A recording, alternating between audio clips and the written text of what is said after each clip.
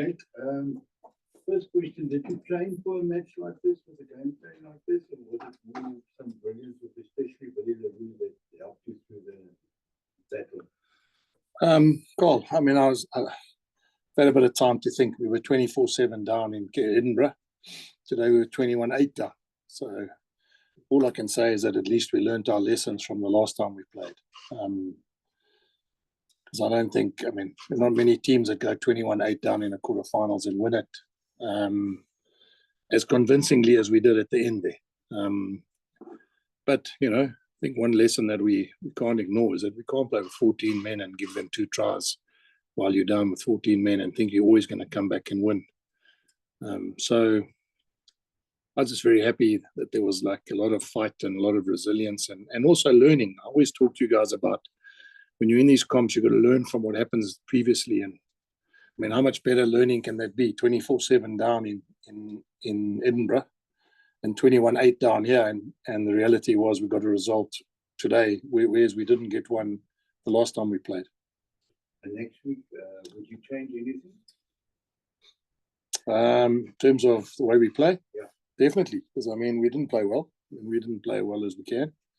And also it depends on who we play against. You know, the team could be completely different. We play the Sharks. There's obviously a way you beat the Sharks, and there's Munster's a different way to play them as well. So we'll have to have a look and see who wins that game, and then make a decision on selection and also on the style that I think we need in order to get a result. Okay. Thank you. Jake, also just kind of very funny because yesterday we talked about like getting yellow card and also it's like getting a false start. Correct. No, I mean, isn't it amazing, you know? Next week you must ask me about other things and I can hopefully talk nicely about those things. I mean, but that's why I said there's no guarantee, guys. I mean, there's blockout games and you get to certain games and, you know, I think the expectation is people think that, you know, the team that finishes 7th should automatically lose to the team that finishes 2nd. But this comp is so tight. I mean, Leinster lost to the Scarlets in the pool games. They lost to us. As I came here, I saw the scores 12-7. So, I mean, it's not even one-way traffic in Leinster with Scarlets. So, we obviously very, very happy with that result. Happy the way that we came back from 21-8 down. Happy that we had learned our lessons from the last time we played them. But I'm not going to avoid the fact that we can't give yellow cards away. I told you that yesterday. You know, I thought it was a bit harsh, to be fair. I mean, that's just my feeling. I thought it was a bit harsh, you know. But that shows you those are the margins that you're going to get in these playoff games, and you're going to have to make sure that you're good enough. Coach, just on Keegan Johannes, there was conversations yesterday about Billy moving in, someone coming in and filling in a bit of a recheck. But he seemed to play the whole game. Is that a marker of the credit that you give him for the control that he exhibited in a game that was tight and pulling his weight, that played basically the whole 80? Yeah, I also, it was at half time, I said to him, don't be scared to keep kicking for poles. You don't have to give the kicking tee to anyone else. I mean, just back yourself. You know, I mean, you've kicked so well for us the whole year, and all of a sudden, I got David kicking for poles, I got Willie calling for his kicking tee.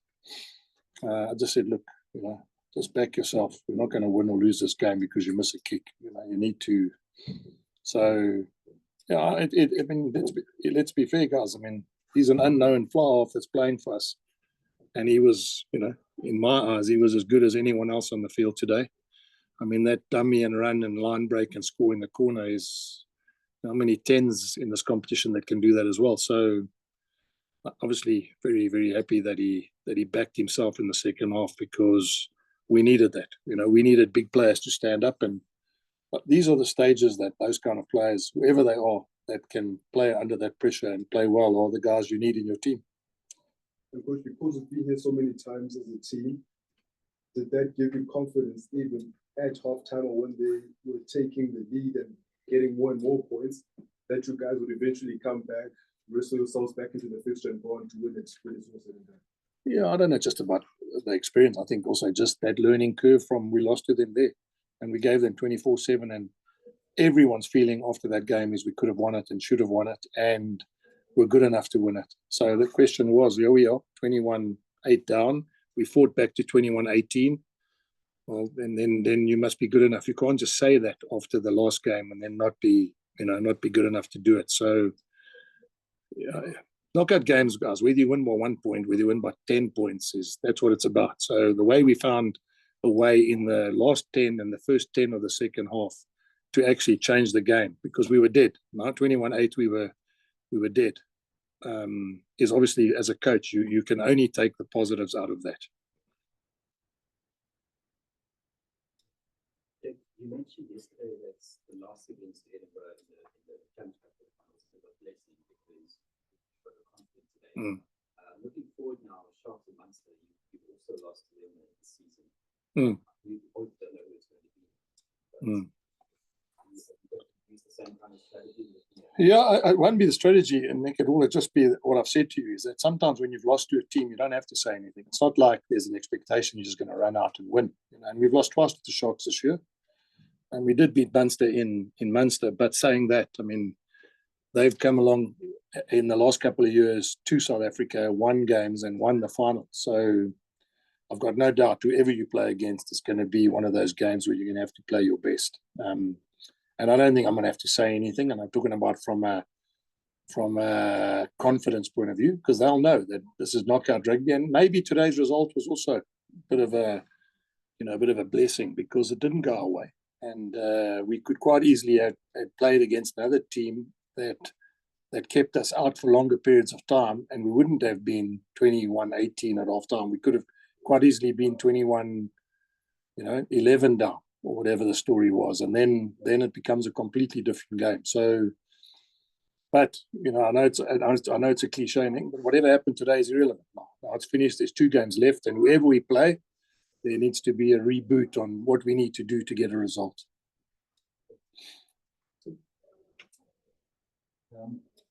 Jake, when you look back at that start, it's difficult, obviously, but what do you put it down to?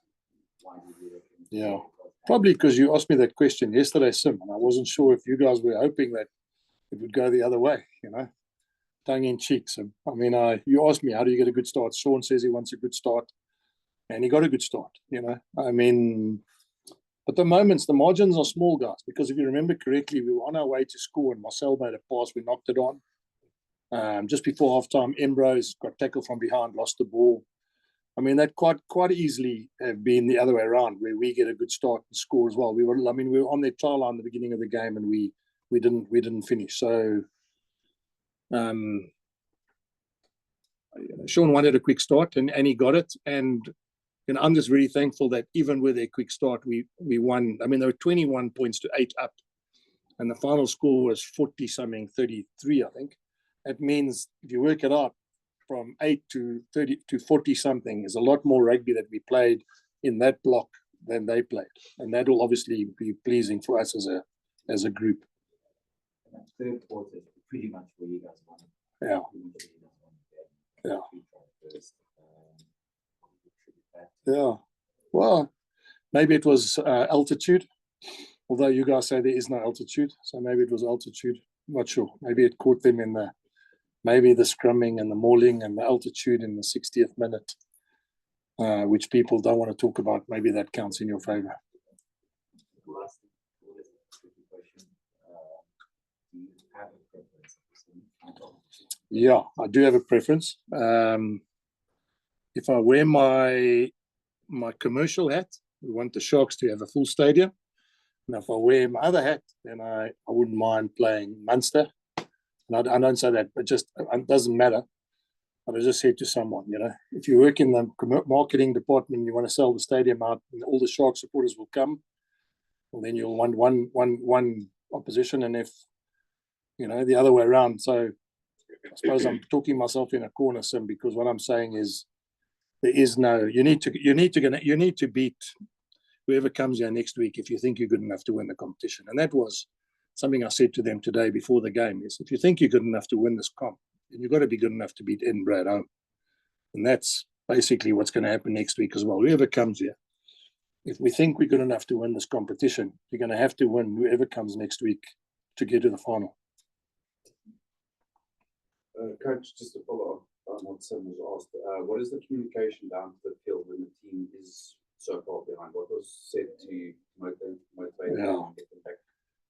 A couple of choice words, which I obviously won't be able to tell you on national TV. But it's funny when you. I mean, I don't. That's also tongue in cheek, because there's what are you going to do? What can you do? You can't shout and scream and behave like a lunatic up there and think it's automatically. I just had confidence that it's an 80-minute game. They got a good start. We spoke about when we got back from Edinburgh that giving them 24/7 start made it so tough for us to win the game. And so to go from 21-8 to 21-18 in that small space of time must have made the players feel, well, there's a learning here. And that's what you want as a coach. You want players to learn from where they are, what situations they're in, because it's never, ever going to be where you just run out and you're 20 points ahead and then, then they get a card and then you have a little bit more time to relax. I mean, this is not, top level sport is sometimes you're going to have to find different ways in which you get an end result in 80 minutes. So it wasn't choice words. It wasn't. We got to halftime. I just said, look, we haven't played. We haven't held on to the ball. We haven't. We played with 14 men and gave them 14 points. Well, what did you expect? Now the challenge is, are we good enough? Are we good enough as a group to have learned what we learned, and good enough now to finish this game by making sure we controlled?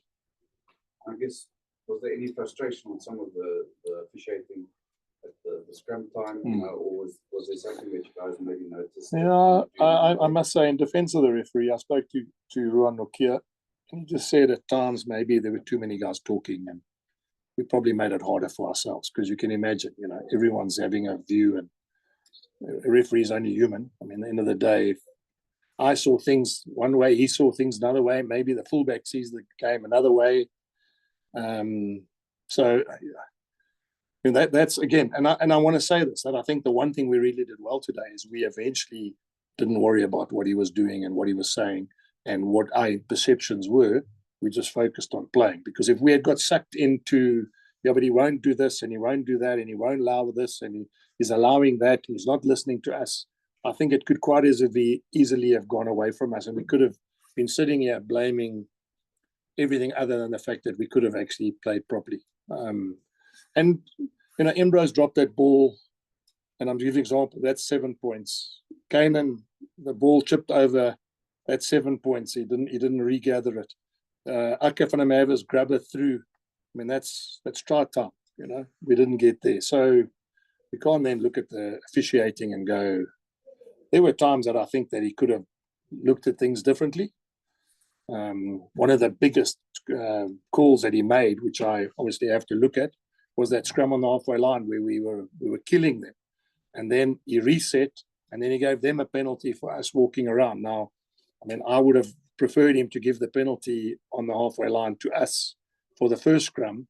But, I mean, you're not always going to get the calls you want. Jake, you've often spoken about the impact of your boxing. It became pretty clear from the 21-8 down, you needed your boxing to stand up. Just talk us through the kind of impacts that Valido and Kaden Mood in particular had in shaping the game towards in the first half. Yeah. And also, I mean, Marco van Staden, which club in the world has got a World Cup winner other than Leinster, got a double World Cup winner? But I mean, there are not many clubs that can put a guy like Marco on for Marcel. And Aka on for Grobbies. So that's like a Springbok for a Springbok and a Springbok for another Springbok. And that's, I want to say this to you, that's where I want to get to. I want to get to the Bulls being to a point where if we're going to be the best club team in the world and we're going to be the best provincial team in the world, then we need that. We need every guy who comes off the bench to be an international. So it's not just the guys who, like you say, Kanan and Willie, and that's fantastic that those guys can play for us. But what we've got to try and do, and the board and CEO and everybody here know that we've got to get to a point where we can have an international.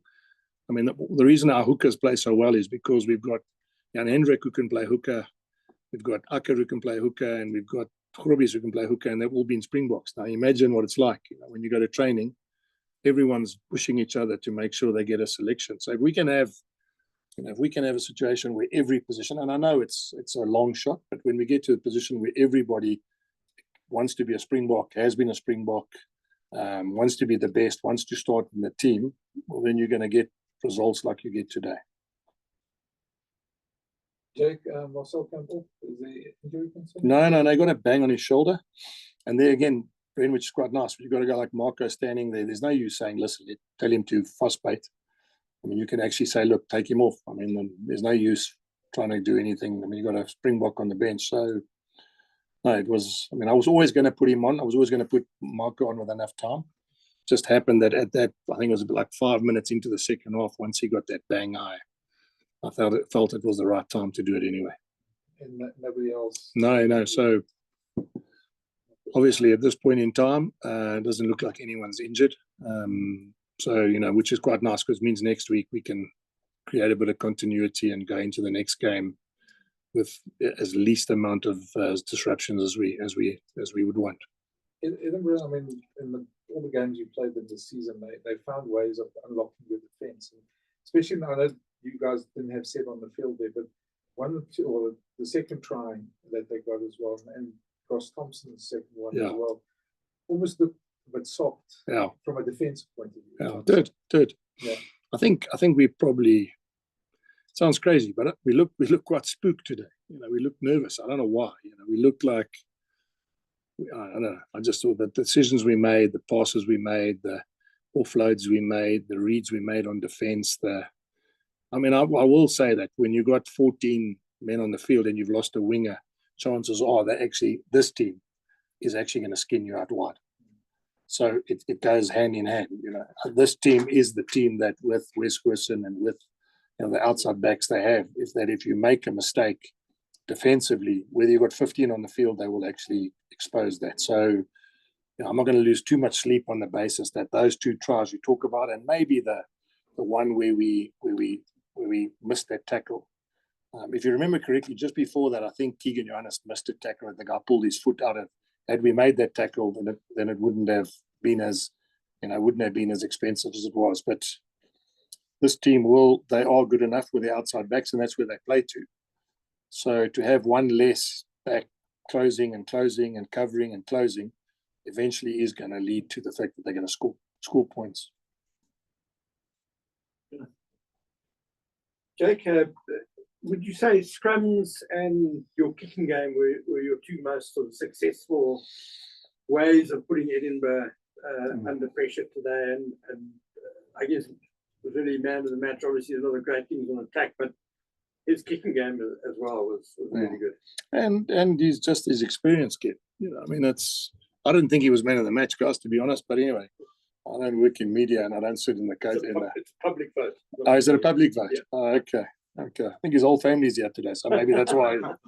I didn't say that. He played well, and I'm happy for him because we need those big players to play well in these big games, and that's one thing that's probably lacked in the last 3-4 years that I've been here, is that we haven't been able to get our best players playing well in the biggest games. So to him get man of the match, I'm sure that's going to be a massive boost for him.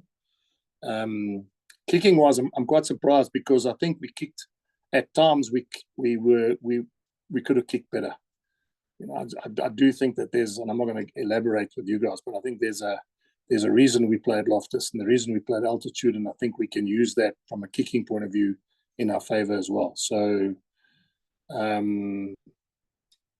you're right. Scrum wise, other than that scrum on the halfway line, I thought was a little bit harsh. Because it could quite easily have been the other way. I thought and what I really enjoyed, Ken, is that even the bench came on and scrummed as well as they did too, which is obviously a massive boost for us going forward. You mentioned the team looking a bit sort of skittish at the start, and I guess they did. Do you feel that's a valuable lesson though, that at the back end of the first half and in the start of the second half, when they went back to basic strengths like the scrum and like a kicking game, then suddenly that's when you got control of the game back. 100%. That's why I couldn't understand. you know, I don't want to single a guy out, but let's give an example. We're running down the 22 and Marcel makes a pass to someone in the 22. It's like the first entry we've got in the 22. And I'm thinking, all you got to do is just keep the pressure. And we offload, we knock it on. The next thing they're down in our 22. You know, the message is quite clear, is that when we start these games, we need to, the two messages that I had today, or the two words that I was very, very big on with them, was control and composure. We needed to have control and we needed to have composure, because these are the things that big players do in big games. And for the first, I'd say 25 minutes, those are the two things we looked like we didn't have. We didn't look like we were in control. We didn't look like we had composure. But then for the next 55 minutes, when that is as composed and as controlled we've been the whole year. I could sense at the end they weren't going to score again. I mean, it was almost like, you know, everyone had decided they're not going to score again, and then you get a sense in the coach's box that everyone's on the same page, and that's all you want. You just want players that are playing in this level and in these big competitions at this time to have those two elements to their game: control and composure. Coach, over the last few seasons, there's been disappointments in knockout matches. I just want to find out, how much do you draw from that experience? Most of these guys were here in this group that have been part of those disappointments. Yeah. Make sure that you sort of go through all the line in the last two matches, and also you are sort of benefiting from having a good round of the season where now you have got this home knockout matches. Yeah. It's a difficult question for me to answer, because there is no right. Someone asked me the other day, I read an article about being chokers. I've got a full-time psychologist that works with our team. You know. So what more can you give a team if the label is you're a choker, or the perception is you're a choker? What you want as a coach is you want to make sure that when they get these opportunities to be in these big games, that they learn all the things that didn't work and all the things that did work. You know, I said to you the other day when I was with the media, if you tell the guy, careful the water on the left-hand side in a golf hole, chances are he hits it in the water. So it's one of those things I don't think you need to talk about it. I think that you need to encourage the other side. Where we were, what we've done, who we've played against, why we didn't pull it through, what we were good at. That's the way I'm seeing it now. We want to play in the final and we want to win the final. And whatever we've learned along the way, even myself included, some asked me the other day about, you know, look, today the bench is different. Today we finished strong. You know, today our scrum was stronger in the second half than it was in the second half of other games in the last 4 years. So that's why when I say to Sim, sometimes it's me. Sometimes I need to look at, you know, what did we do? Who came on? When did he play? How much time did he get? Who did he play with? And I'm happy that after 4 years, I'm happy to put reserves on. I'm happy to put another front row on. I'm happy to give confidence to a guy like Keegan Johannes, who's run at 10 and will continue to kick for goal, even though he feels as though, you know, he's not striking it properly. So I suppose what I'm trying to say to you is, in a roundabout way, is we don't want to talk about that. You know, what happened in the past, it's irrelevant, other than the fact that it's got to help you. It doesn't matter, you know. And we will now next week be in the semi-final again, and that means everything we need to do this week of what we did in that semi-final. We beat Leinster away in the semi-final. Yeah, we beat Leinster away in the semi-final there. Maybe the semi-finals have been the best weeks in the years that I've been coaching, and maybe that's something we just got to go and find what worked, and then make sure that becomes the best week again, because then we'll get the same result. But it isn't something that we talk about. You know, it's like funny when you coach, you don't want to use words like, you know, lose and remember this, and because I think that brings all the negativity to the thought process, instead of the positivity, which is we're in the semi-final. And in this point in time, there's only 2 South African sides left in this competition, and the Bulls again, and I say it again, are at the top of the table. So what more can I ask from these young guys? Jack, just looking, and obviously your conversations this week, you spoke a lot about the Bulls getting back to the old days and the set piece and the dominance in that. A couple of times today, you guys went off the top from the lineouts, which was a bit surprising for me while we were speaking about it. What was the thought process of doing that today? I'll tell you, Ronald, and again, you've played, you understand it. If you're not going to get love for mauling, and you're not going to get penalties for sacking late, well, then you need to play away from there. And there were times where I thought we were running with them with the maul and the thing collapsed and it was sacking. Again, now that's fine. It just means that as a player and as a group, you've got to go, right, we don't get love here. We need to find love somewhere else. And that's what I quite enjoyed, is that we went from what we were good at and what we thought we could do into, we wouldn't have done that 3 years ago. We would have carried on mauling, kept moaning, kept saying the referee is not rewarding us, kept making a reason why we can't get the ball out of that first breakdown. So it wasn't. I think it's something that we've spoken about over 4 years. Is you've got to go into a game with an idea and a plan, and if that doesn't work, you've got to find another way. You cannot be dumb enough just to think that you're eventually going to get what you think you're going to get. And I mean, one of the greatest moves we did today was the one where we went off the top and David went around on the outside. I think Kane and to David back into Embros. That would have been one of the tries of the year. And that was catching them on the basis they thought we were going to maul. So, yeah, it's, we're going to have to find other ways.